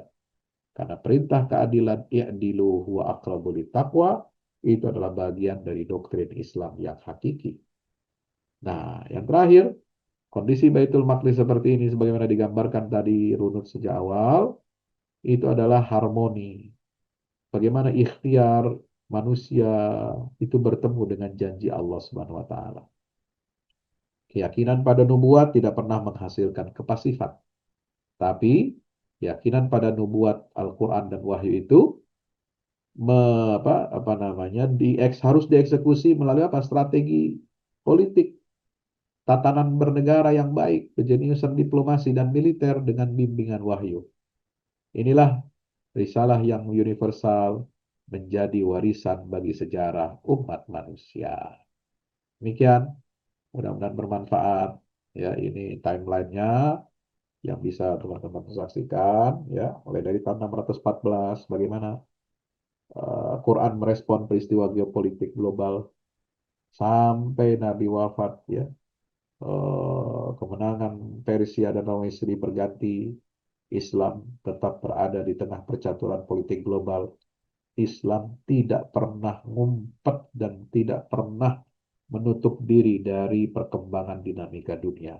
Dan umat Islam harus memerankan fungsinya sebagai kuntum khaira ummatin ukhrijat linnas ta'muruna bil ma'ruf wa tanhauna 'anil munkari wa tu'minuna billah. Amar ma'ruf dan nahi mungkar bukan hanya berskala lokal, bukan hanya berskala nasional, tapi umat Islam harus memerankan fungsi amar ma'ruf dan nahi mungkar dalam skala global. Dengan mana? Dengan cara bagaimana? Dengan menjadi pemimpin peradaban dunia, menjadi negara adidaya dunia.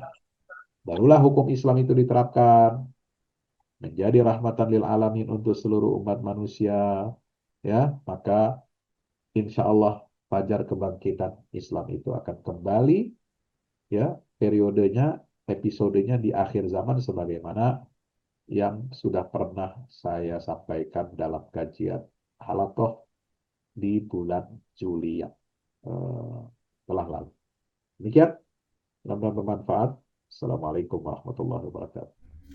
Waalaikumsalam warahmatullahi wabarakatuh. Insyaallah alhamdulillah. Terima kasih Ustaz. Pemaparannya agak panjang Ustaz ya, dari jam 8 tadi hampir 1 jam setengah kita menyimak. Ya mudah-mudahan nggak terlelap ya teman-teman semua ya. Dan alhamdulillah kita telah menyimak pemaparan yang sangat luar biasa dari Ustaz kita tentang bagaimana kronologi geopolitik Baitul Maqdis abad ke-7 Masehi Ustaz. Nah, materi malam ini mencakup 3 lapisan Ustaz ya.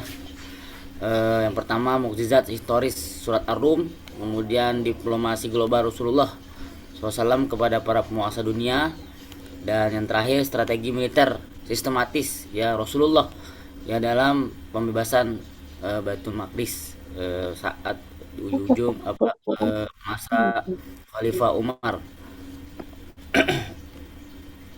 Alhamdulillah, dan Tutup aja. kita diingatkan bahwa membaca Al-Quran harus dengan kacamata yang luas ya, komprehensif. Jadi bagaimana Rasulullah membawa isu perjuangan ini lebih luas ya. Mirip-mirip Prabowo lah ya hari ini ya. Dia terlibat di dunia global. Dan kemudian bagaimana juga Prof. Abdul Fattah Waisi juga membawa isu Baitul Maqdis ini keluar ke seluruh umat Islam, termasuk di Indonesia. Hari ini beliau hadir dan Mudah-mudahan ini juga adalah tanda-tanda saat ya bagaimana umat Islam fokus kepada isu poros peradaban dunia, yaitu pembahasan Masjid Al-Aqsa. Baik teman-teman, silakan barangkali ada satu atau dua pertanyaan. Silakan Bapak Ibu semuanya. Ada yang masih menyimak, ada 12. Ada Bang Adam dari Cikarang. Cukup kayaknya. Jika ada cukup ya. Hadir. Cukup. Baik, Mantap. kalau sudah cukup, mungkin insya Allah kita akan ketemu lagi di pekan depan ya, di Rabu malam Kamis. Ada closing Ustaz dari Ustaz? Ya, tidak ada yang secara spesifik ya. Semua tadi materi mudah-mudahan bisa dicerna, ditangkap dengan baik. Jadi tugas kita harus mewujudkan misi risalah kenabian ya, terutama untuk mengembalikan izzah, mengembalikan kejayaan di akhir zaman dengan porosnya adalah Baitul Maqdis. Masya Allah. Muslim di akhir zaman tidak memberikan perhatian, tidak memberikan dukungan yang nyata kepada perjuangan Baitul Maqdis, maka saya kira di akhir zaman dia akan menjadi orang-orang yang tertinggal, ya, akan menjadi orang-orang yang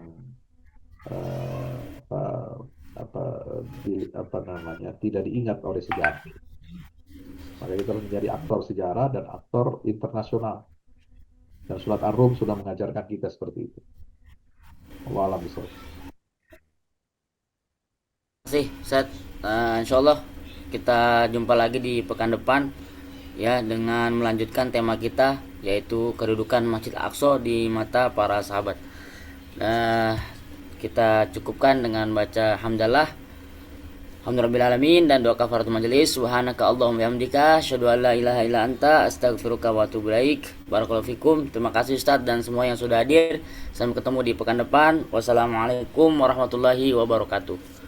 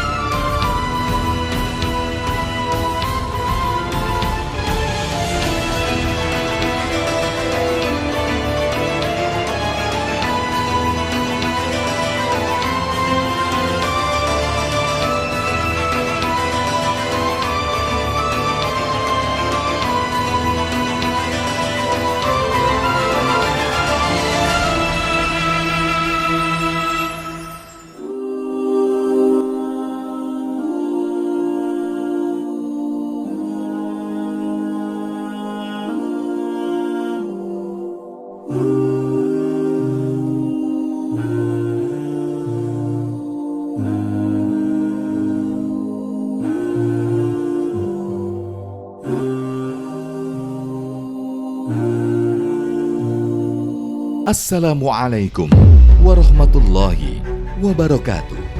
Yang terbaru dari Al-Fahmu Institute, buku petunjuk manusia pilihan, karya Ustadz Fahmi Salim.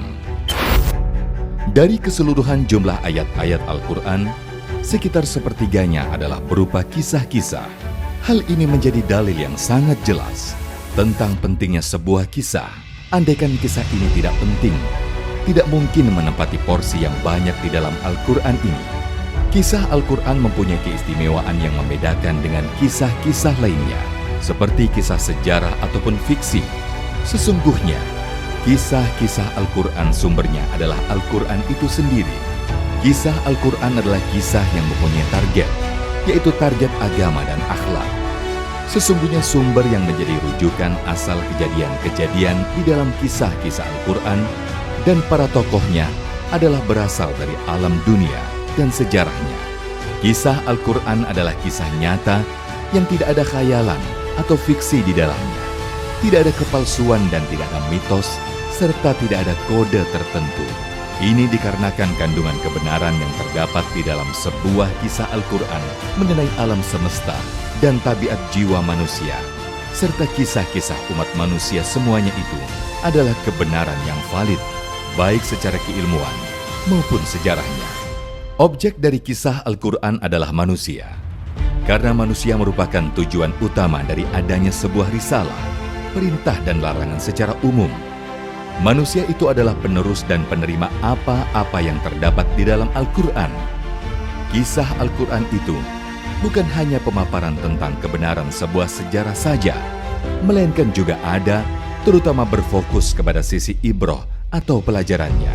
Sungguh, Al-Quran diakui tidak hanya mukjizat dari segi sumber keilahiannya atau sisi kesastraannya yang indah, informasi ilmiah sainsnya yang tepat, informasi kabar gaib terdahulu dan yang akan datang, dan aspek syariatnya saja. Mukjizat Al-Quran juga berupa solusi-solusi praktis masalah kehidupan, seperti tergambarkan dalam kisah-kisah petunjuk manusia pilihan yang menjadi utusan-utusan Allah. Petunjuk manusia pilihan sudah seharusnya menjadi pemandu dan penerang jalan agar Indonesia dan dunia keseluruhan segera terentaskan keluar dari berbagai kegelapan hidup menuju cahaya peradaban yang unggul gemilang, bersendikan tauhid yang kokoh sepanjang masa. Dikemas dengan tuturan yang mengalir, bercerita tanpa menggurui, petunjuk manusia pilihan bisa menjadi khasanah di setiap keluarga untuk memetik pelajaran dari kisah-kisah manusia terdahulu, dan pelajaran itu berkaitan erat dengan kehidupan kita masa sekarang. Dapatkan segera. Wassalamualaikum warahmatullahi wabarakatuh.